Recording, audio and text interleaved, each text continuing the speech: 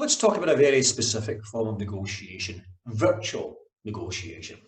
You see, very often when you do a negotiating training program or watch a video or buy a negotiating book, you get a very clear impression of two sets of negotiators face to face across a negotiating table.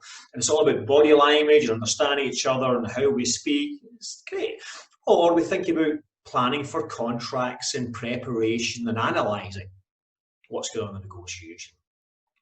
But now and in the future, we're going to spend more time not face to face. We're going to spend more time, in fact, in a virtual context. And there's nothing wrong with that. It's just the way that things are changing. And I think it's going to increasingly become the case that we have to learn how do we negotiate more effectively in a virtual context. Now, it's very easy to find things like 5 key tips of how to be a virtual negotiator, or the 3 things you have to remember. That's all very good, and they are accurate. And we're going to talk about that later. But before we do that, what I want to do is work with you a little bit to address the problem. Here's what I think. I think great negotiators are great analysts, are great planners. They think their way through a problem. So with you right now, let's break the problem down in virtual negotiation and see where it gives us. There are 2 key elements, 2 fundamental parts of negotiation as far as I'm aware.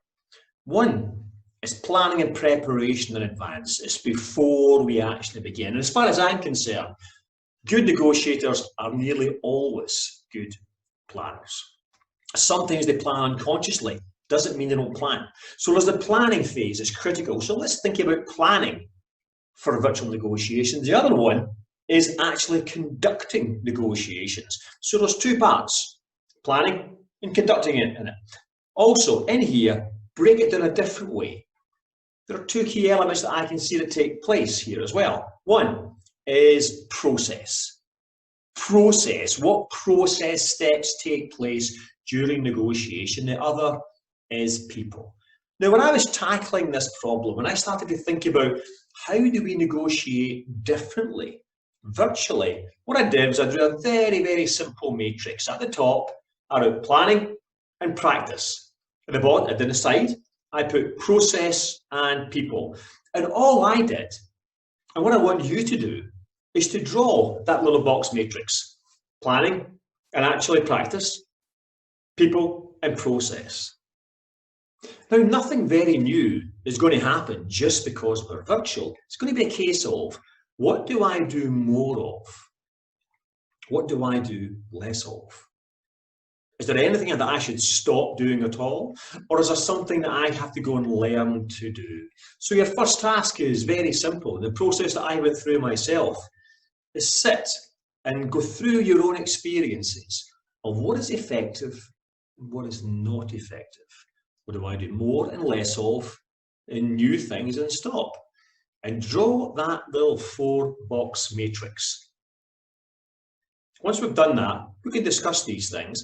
And I will tell you what me and some of my colleagues have come up with is some key best practice. But first, I want you to think. And I want you to plan. Because your experience is critical in here. And anything that we tell you has to come from you and your own experience. Let's take a little example. When I say there's planning and there's people, but what do I have to do differently in the planning and people box? Do I have to do more planning? And I would say we do. Let me explain why. Like you, I have an element of social skills. If I walk into a room, I can read a lot more about that person by how they speak, how they dress, how they sit. It's not conscious what I'm doing in here, but I'm reading someone else, and I tend to try and change my behavior. I learn a lot about the people once I'm face to face. Now, virtual world is very, very different. There are so many signs and signals that we don't get virtually. We get some, which is why we love video negotiation compared to telephone. You get some, but not that many. So that's my question to you. What planning do you have to do differently when it comes to people? What preparation do you have to do differently? And sticking with people. When you're face-to-face, what specific differences do you believe take place during that phase? Now, in terms of process, what process differences will there be in virtual negotiation compared to face-to-face? And what process differences will there be when it comes to actual practical negotiation? I'm going to ask you to do a nice simple 4-box matrix and do some work on that. And then when we talk next, I will talk you through our experience of some of the things that we have seen. In the meantime, happy thinking.